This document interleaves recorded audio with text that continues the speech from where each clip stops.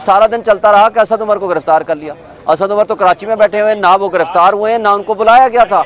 तो ये बेसिकली ये कोई एक फुल जड़ी छोड़ी जाती है और मीडिया उसको उठाता है।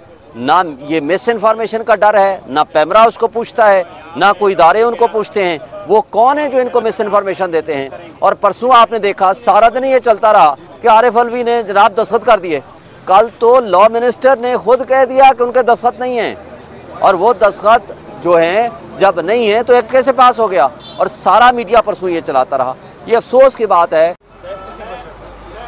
शाह महमूद कुरैशी की क्या सूरत हाल है, उनको आज पेश किया गया, और दूसरा ये है कि जो नई अदालत का क़याम किया गया और जो जज जिनको बनाया गया है उस अदालत का, उनसे आप मुतमईन हैं? उनको तो ऑलरेडी जमानतें खारिज कर चुके हैं इमरान खान की, उनका क्या स्टेटस है, आप क्या कहते हैं? देखें, जज साहब के बारे में अभी हम प्री डिटर्मिन कुछ नहीं बात कर सकते। उनका कंडक्ट, उनकी परफॉर्मेंस, उनकी कारकर्दगी हमें बताएगी। क्या वो इंसाफ की कुर्सी में जब बैठे हैं, वो मुनसिफ की कुर्सी अल्लाह की कुर्सी होती है, जवाबदेही अल्लाह के यहाँ उन्होंने होना होता है। लिहाजा उनके कंडक्ट के बारे में अभी प्रीमेच्योर है टू से। शाह महमूद कुरैशी साहब के साथ बड़ी ज़्यादती कर रही है FIA। उनको 12 से 14 घंटे उनको कुर्सी पे बिठाया जाता है, खाना नहीं दिया जाता, उनको वॉशरूम तक जाने की इजाज़त नहीं होती और उनको नीचे ज़मीन पे सुलाया जाता है।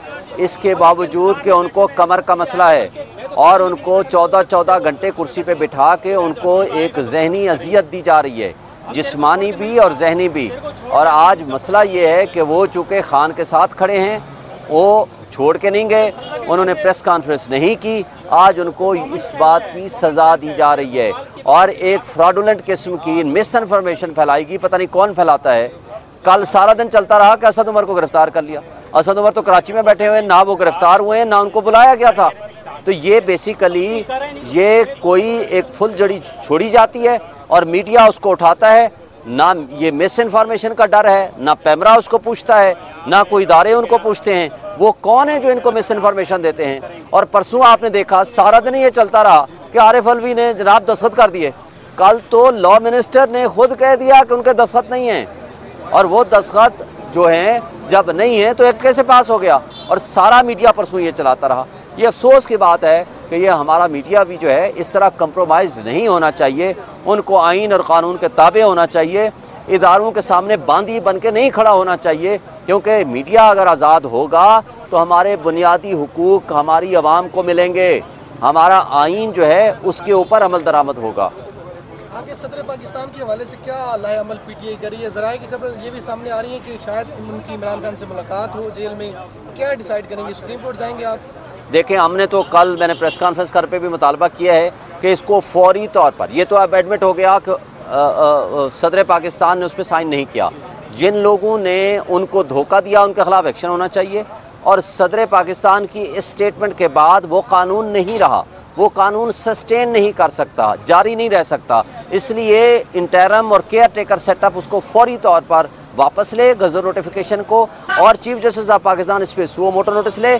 और अगर दोनों काम न हुए तो हम PTI कल की कोर कमेटी के फैसले के बाद फौरी तौर पर हम इस लॉ को चैलेंज करेंगे before the supreme court, and we are hopeful कि ये लॉ अनकॉन्स्टिट्यूशनल डिक्लेयर हो जाएगा। इमरान खान और शाह महमूद कुरैशी साहब पर का जो केस दर्ज हुआ है, वो रिसेंट जो अमेंडमेंट है कि जिसमें सदर ने कहा कि मैंने दस्तखत नहीं, उसकी कानून के मुताबिक हुआ है।